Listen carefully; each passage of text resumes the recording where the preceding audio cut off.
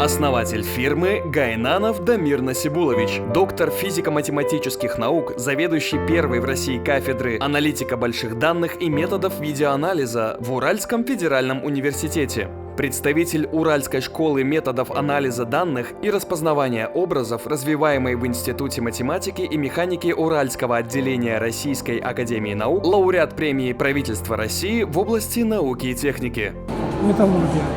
Я знаю, что у вас есть великолепный продукт Гефест. Да, этот продукт самый новый у нас. Мы предложили Новолипецкому комбинату оптимизировать конвертерное производство. Вот, это, соответственно, еще мы предложили им сделать это с помощью мониторинга процесса с помощью машинного зрения. Это такой новый подход. Мы считаем, что пока нам этому нет.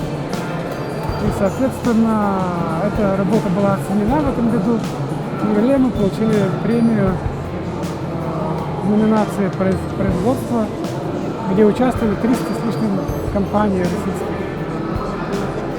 вот, включая самых известных, больших, крупных и так далее. И вам удалось ее взять?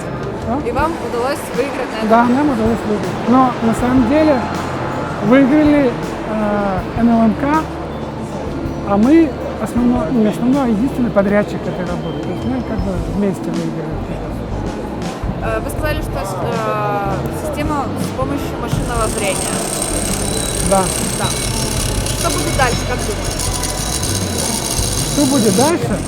Ну, смотрите, мы же только стоим в начале пути, да?